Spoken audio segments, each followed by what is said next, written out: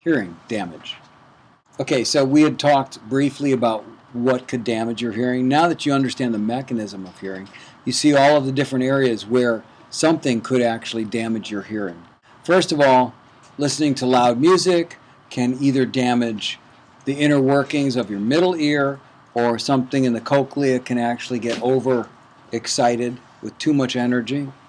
Your eardrum can actually have a problem if there's too much sound energy moving it. So there's tons of different things that can damage your hearing. But let's talk about a couple things. Tinnitus is ringing in the ear in the absence of sound. How many people have gone to a loud concert, left the concert, and your ears are still ringing? That means you're starting to get some sort of hearing damage. Now, it's very interesting how your ears protect itself from damage as well. We'll get into that. So hearing loss can be caused by high exposure, long exposure to high pressure sounds. And if it's a short amount of loud sound, it's not going to damage your hearing as much as if you're in a sustained environment with loud sound. Okay, so one way that your ears protect itself, and this is really interesting because in later weeks we'll talk about what compression is and limiting dynamics in music. But let's talk about your hearing briefly. And I don't have a slide to explain this, so let me do my bad drawing again. Okay, here's your ear, right? And here's the ear canal. Here's your eardrum, and then of course to the oval window, and then to the cochlea or whatever. Now, if you start getting too much sound pressure, your ear itself has muscles, right? And those muscles, to protect your hearing and protect your eardrum and your cochlea, start closing down your ear canal by squeezing tight, right? As it squeezes tight, it allows less air and air movement to get to the eardrum. So you're actually protecting your hearing. So when you're listening to loud music too long and your ears start hurting, why is that? It's obvious because the muscles in your ear start cramping because they're closing down. This happens, what's the involuntary, right? It's an involuntary muscle contraction. So when that happens, it happens to protect your hearing. But if it's closed too long or it squeezes too long, too tightly, the muscles themselves start getting cramps. Just like if I hold my arm out like this, it's fine now, but 10 minutes I'm going to be really screaming. So it's the same sort of pain that you get in your ear when you hear loud music for too long of a sustained time.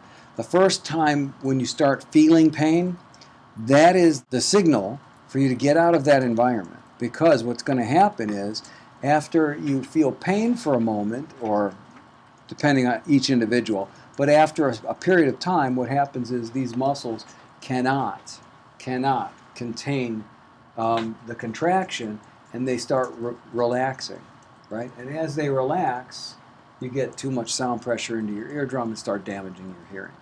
So when you feel pain, it doesn't mean you've damaged your hearing. That's the big signal for you to get out of that environment, and you're going to damage your hearing if you continue listening at that level. I know because I've listened to a lot of loud music in my lifetime, and as you start damaging your hearing, and luckily, I go to an ear doctor once a year and get my hearing checked. I don't know how many people have had their hearing checked, but it's really important because it's like getting your eyes checked. You know, you don't realize that it's shifting until you go to the doctor and he goes, "Can you read that?" "No, I used to be able to," right? Just like your hearing. It shifts so subtly and so slowly that you don't realize you're losing certain hearing definition.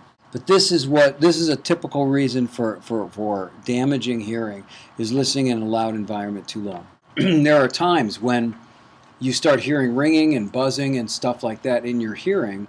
It obviously has to do with something in the cochlea, creating that kind of a nerve feeding the brain, right? And it could be chemical, it could be mechanical, it could be a lot of different reasons. But a lot of hearing damage is caused because of loud music.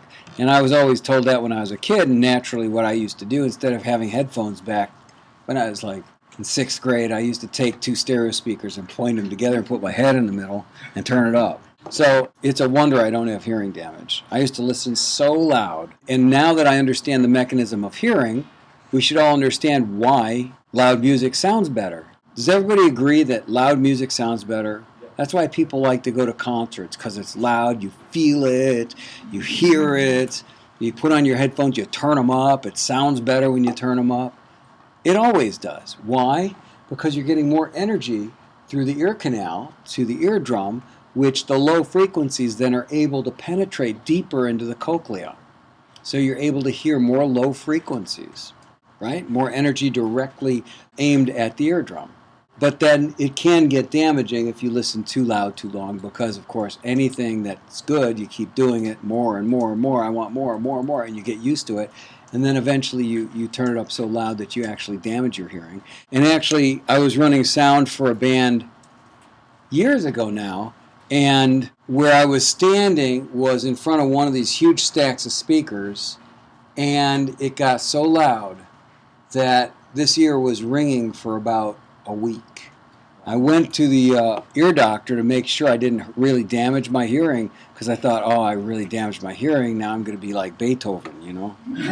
And I went to the ear doctor, and he said, no, you didn't damage it, but you're always going to be sensitive on that side. If you listen to loud music too long, you're going to be more sensitive. It's going to get fatigued a lot quicker. So ear fatigue can happen. And so when we talk about mixing, we're always talking about mixing at a reasonable level. They usually say about 70 decibels, 80 decibels is a good level so you don't damage your hearing. Now, a lot of people mix on headphones, right? Headphones are not good to mix on, not good at all, because it's too tempting to turn them up, number one. And number two, everything sounds better on headphones because you have perfect isolation from ear to ear. When you listen to speakers, some of the sound from this side goes to this ear, and it's not perfectly imaged, right? When you're on headphones, it's perfect. Left is going to left, right is going to right, and it's a wider positioning. So it always sounds better. So it's very difficult to mix on headphones. We were just talking about it in the break. They make a software that simulates what a real speaker system does, and what it does is it bleeds some of the sound from one ear to the other and vice versa. And it's just a simulation. I don't think that they've gotten it down well yet, and it's always better to just listen on speakers. I know if you got neighbors, they're going to be upset if you turn it up too loud, but keep it down, but listen on speakers.